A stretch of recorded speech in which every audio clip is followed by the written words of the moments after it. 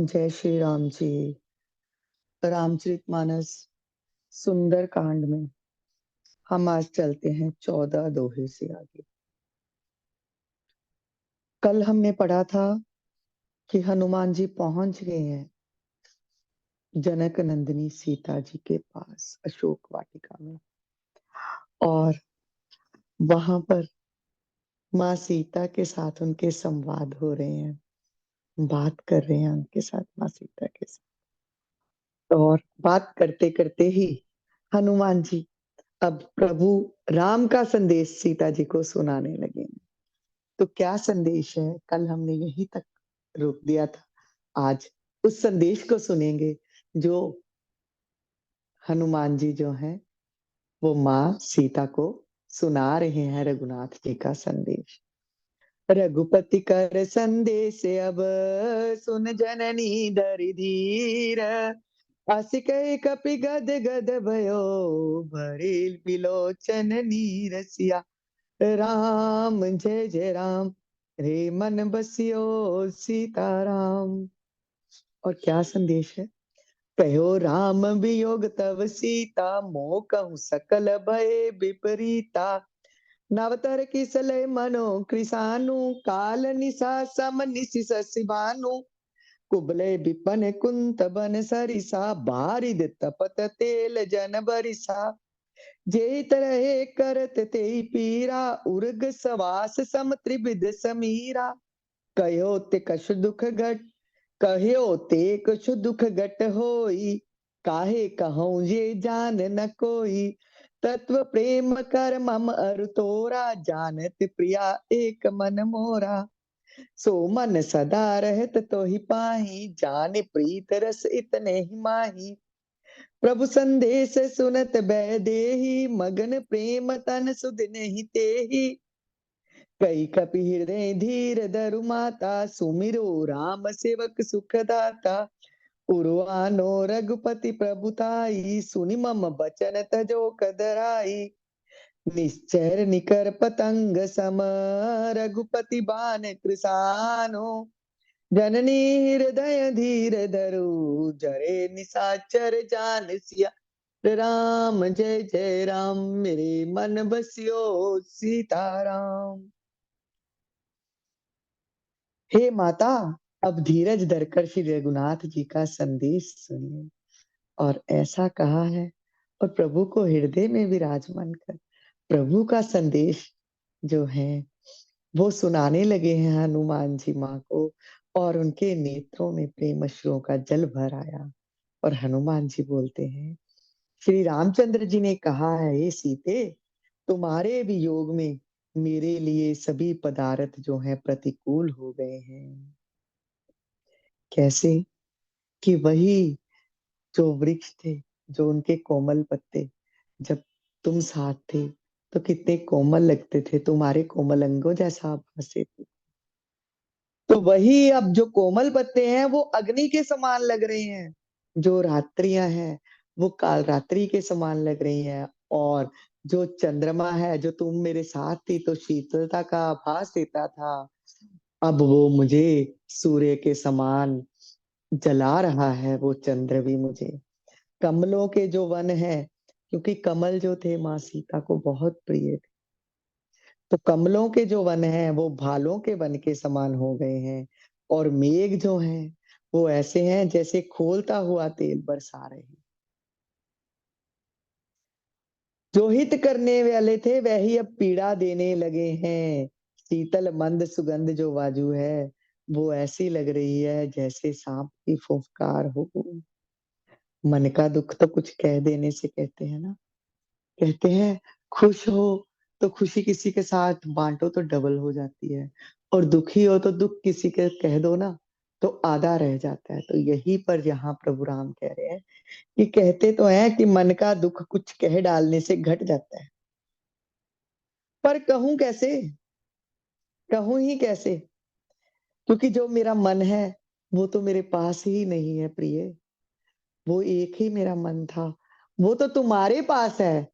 तो फिर वो मन का दुख मैं किससे कहूं, कैसे कहूं, कौन है यहाँ मेरे उस मन का दुख समझने के लिए, क्योंकि मेरा मन तो तुम्हारे पास है। बस इतना ही कहा है प्रभु ने, और इसी में ही सारे प्रेम का तत्व आ गया है।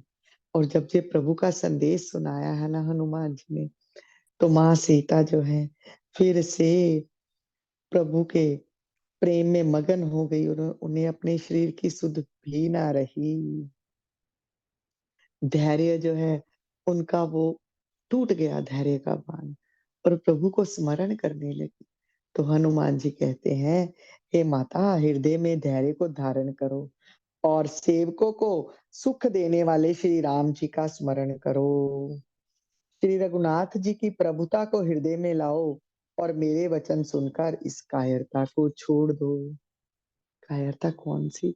पहले माँ कह रही है ना, मैं इस वियोग का दुख सहन नहीं कर सकती, तो चिता ले आओ, अग्नि से मैं अपना जो है चिता में बैठकर अभी इस शरीर को छोड़ना चाहती हूँ। हनुमान जी जब तक नहीं मिले थे, तो माता सीता जो है वो त्रिजटा से यही कह रही थी।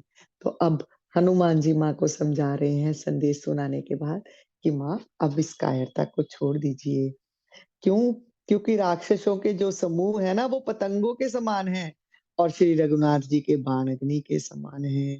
हृदय में धीर धारण करो माता, जब प्रभु एक ही बाण में इन सब राक्षसों का संहार कर देंगे।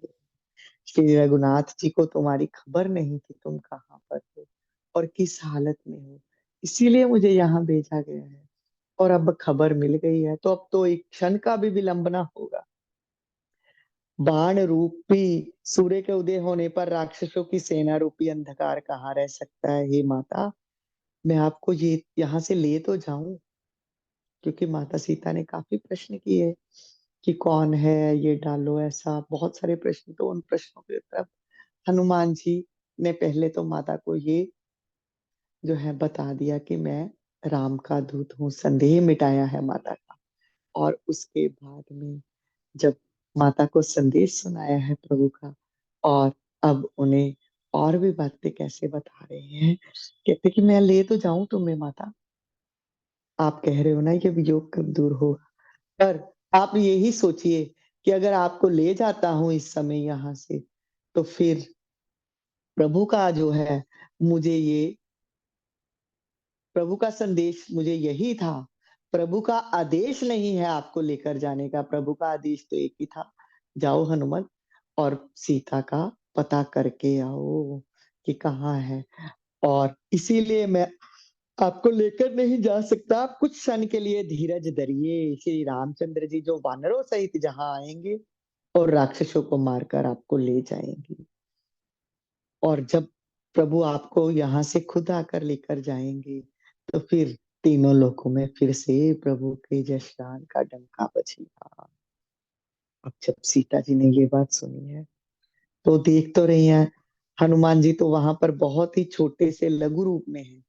तो उनको कहती हैं कि हे वानर, हे पुत्र, सब वानर तुम्हारे ही समान है, क्योंकि राक्षस तो बड़े भारी योद्धा हैं।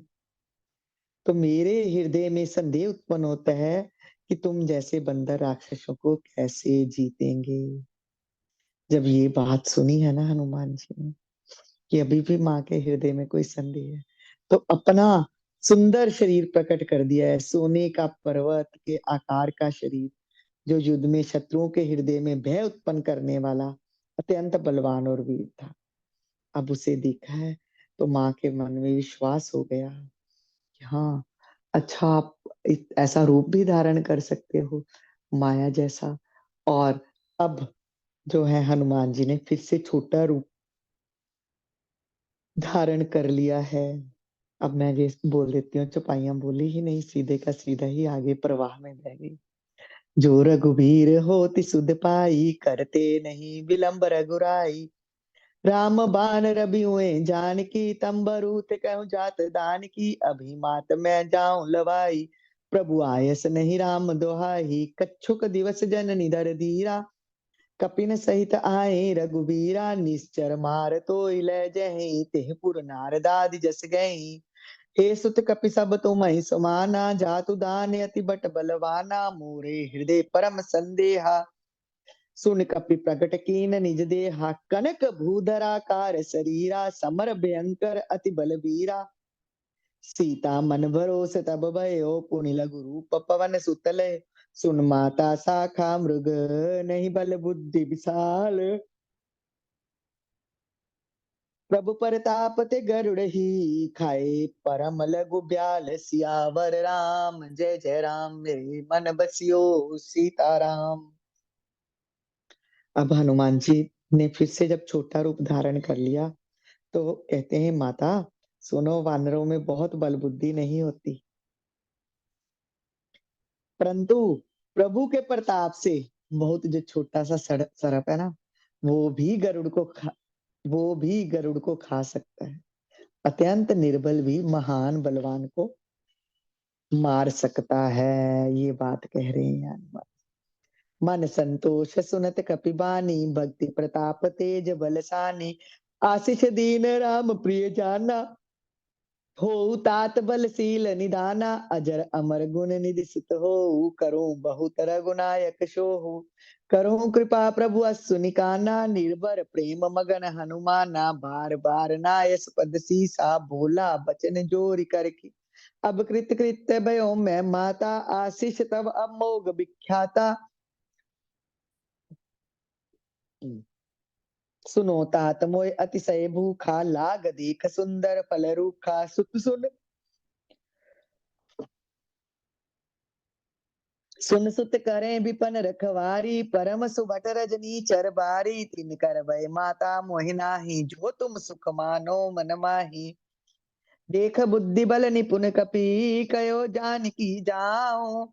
रघुपति चरण हृदय धरी, तात मधुर फल खाओ। सियावर राम जय जय राम, मेरे मन बसियो सीताराम।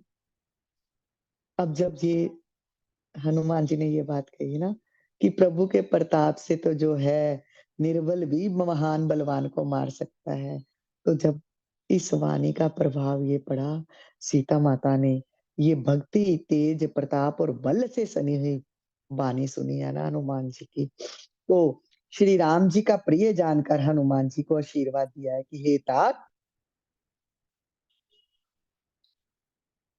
तुम बल और शील के निदान हो। हे पुत्र, तुम बुढ़ापे से रहित अमर और गुणों के खजाने हो। श्री रघुनाथ जी तुम पर बहुत कृपा करें। अजर अमर गुण निधि सुत हो, करहु तो बहुत रघुनायक सो। ये आशीर्वाद, अमोघ आशीर्वाद माता सीता ने यहाँ पर दिया है। जब ये आशीर्वाद सुना है ना कि रघुनाथ जी तुम पर बहुत कृपा करें और प्रभु कृपा करें, करो कृपा प्रभु अस सुनिकाना। निर्भर प्रेम मगन हनुमान जी तो प्रेम में ऐसे मगन हो गए, बार बार झुका रहे हैं अपना सिर जो है माँ सीता के चरणों में और कहते हैं माता अब मैं कृतार्थ हो गया, आपका आशीर्वाद जो है अमोघ है, अचूक है, ये बात प्रसिद्ध है। और अब मैं कृतार्थ हो गया आपका ये आशीर्वाद पाकर कि प्रभु जो है मुझ पर कृपा करें। अब कहते हैं माता से कि माता सुनो, ये सुंदर फल वाले वृक्ष हैं, तो उन्हें देखकर तो मुझे बड़ी भूख लग गई है। और देखिए हनुमान जी को वहां से चले हैं यहाँ तक, जब अपना कार्य संपूर्ण हुआ है तो तब किसी और तरफ ध्यान गया है। कार्य क्या था कि सीता का पता लेकर वापस आना है, लौटना है। और जब यहाँ माँ सीता से भेंट हो गई, उन्हें बता भी दिया, संदेश भी सुना दिया और उनसे आशीर्वाद भी मिल गया, तो अब देखा है दूसरी ओर नजर घुमाकर, तो वहां पर सुंदर फल दिखे हैं और कहते हैं और कुछ रावण के बल की थाह भी लेनी थी हनुमान जी को, और कुछ यहाँ पर राक्षसियों को भी बताना था कि एक बंदर ही आकर इतना कुछ कर गया, तो अब तो रघुनाथ जी आने ही वाले हैं, जीत तो होने ही वाली है। और त्रिजटा ने स्वप्न में भी सुनाया था ना कि मैंने लंका को जलते हुए देखा, तो ये बात भी सच करनी थी। बहुत सारी सब बातें सत्य करनी थी। तो हनुमान जी माँ से कहते हैं, हे माता, यदि आप मुझे आज्ञा दें, यदि आप मुझे आज्ञा दें, तो मैं ये सुंदर जो फल वाले वृक्ष है, इन्हें देखकर मुझे भूख लग गई है, मैं इन्हें खा लूं। सीता जी ने सुनी है बात, तो कहती है, हे बेटा, खा तो लो, पर एक बात है, बड़े भारी योद्धा राक्षस जो है ना, वो इस वन की रखवाली करते हैं। तो हनुमान जी आगे से कहते हैं, माँ, मुझे उन राक्षसों की कोई परवाह नहीं है, मुझे तो परवाह है आपकी आज्ञा की। अगर आप आज्ञा देंगी तो मैं ये फल खाऊंगा, अगर आपकी आज्ञा नहीं है तो मैं इन फलों को हाथ भी नहीं लगाऊंगा। आप राक्षसों की बात छोड़ दीजिए, उनसे मुझे कुछ भी भय नहीं है। अब जब फिर अब हनुमत जी की ये बुद्धि भरी बातें सुनी है और देखा है कि बल में भी निपुण तो है ही ये, और बुद्धि से कैसे बात की है, बिना आज्ञा के फल को हाथ नहीं लगा रहे, तो उनसे कहती है, हे तात, हे पुत्र, श्री रघुनाथ जी के चरणों को हृदय में धारण करके ये मीठे मीठे फल खाओ। और अगर तत्व के रूप में इस बात को सुने ना, तो ये है कि क्या है, हनुमान जी ने परिश्रम क्या किया, समुद्र लांग कर यहाँ पर आए, कार्य, अपना परिश्रम, जो कार्य करना था वो कर दिया, और अब उसका फल क्या मिला उन्हें, उनका फल मिला माँ जानकी का पता चला। तो यही तत्व से कुछ ऋषि अगर इस बात को समझाते हैं ना, कुछ संत समझाते हैं, तो वो समझाते हैं कि कर्म करते हो तो फल प्राप्त होता है। तो कर्म क्या किया, समुद्र लांग कर आए, और फल की प्राप्ति क्या हुई, माँ सीता के दर्शन, आशीर्वाद, अमोघ कवच रूपी आशीर्वाद मिला है कि प्रभु की कृपा तुम पर बनी रही। और अब माता ने अब ये कह दिया, इस फल को हृदय में रखकर, श्री राम जी को हृदय में रखते हुए ये फल खाओ, ये जो फल तुम्हें मिला है, इसको इसको तुम जो है भक्षण कर लो।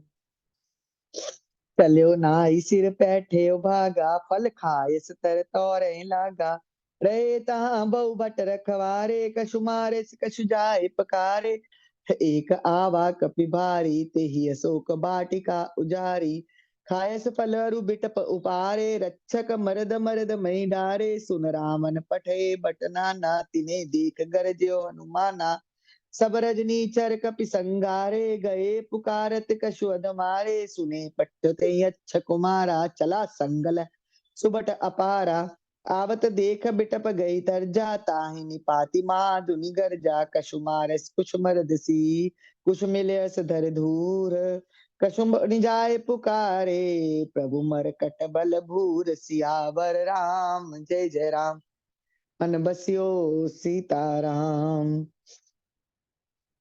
अब जब सीता जी ने आज्ञा दे दी है, तो फिर तो हनुमान जी लग पड़े। क्या किया, सीता जी को सिर निभाकर चले हैं, बाग में घुस गए, फल खाए, वृक्षों को तोड़ा, कहीं फेंक रहे हैं किसी चीज को, कहीं फेंक रहे हैं, तहस नहस कर दिया उस अशोक अशोक वाटिका को। अब जो बहुत से जो योद्धा खड़े थे रखवाली करने के लिए, वो भागे हैं, उनमें से कुछ को मार डाला, और कुछ जो फिर भागकर वहां से चले गए रावण को पुकार लगाने के लिए, और जाकर कहते हैं रावण से, हे नाथ, एक बड़ा भारी बंदर आया है, और उसने शोक वाटिका उजाड़ डाली, फल खाए, वृक्षों को खा डाला, रखवालों को मसल मसल कर जमीन पर डाल दिया।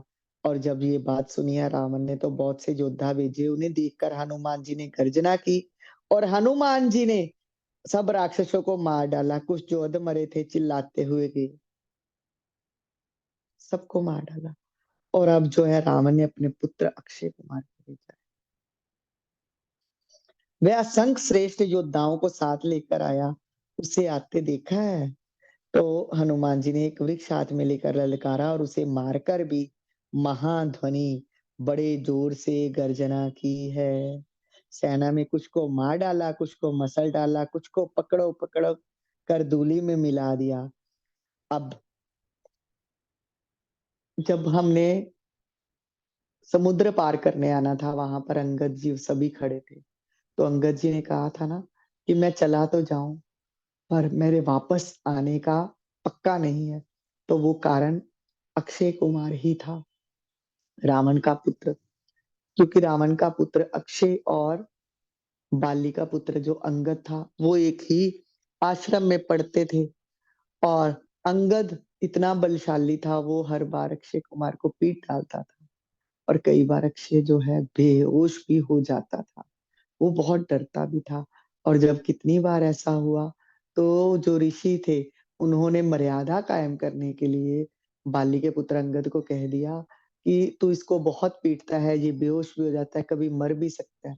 पर अब मैं तुझे श्राप देता हूँ कि अगर तूने इसको छुआ भी और इसने आगे से तुझे जोर से चपत भी लगा दी, तो तुम्हारी मृत्यु वहीं निश्चित है। और अंगद जी ने ये बात जब कही थी, तो तभी हनुमान जी जब आए हैं यहाँ, तो अब ये भी है विचार मन में कि आया हूं तो एक विपदा तो टाल ही जाऊं ना। अंगद के सिर पर जो काल नाच रहा है, क्यों उसको टाल के जाना है? क्योंकि अंगद जो है मेरे प्रभु राम की शरण में है। तो शरणागत की जो है प्रभु तो करेंगे ही संभाल। तो उसके लिए मैं इस अक्षय कुमार को मार ही डालूं। तो अक्षय कुमार रावण का पुत्र आया है बहुत सारी बलशाली सेना के लिए साथ लेकर, और हनुमान जी ने उसको संहार कर दिया है। यहीं तक ही रुकते हैं आज, कल आगे पढ़ेंगे। जय श्री राम जी। श्री राम जय जय राम। श्री राम जय जय राम। श्री राम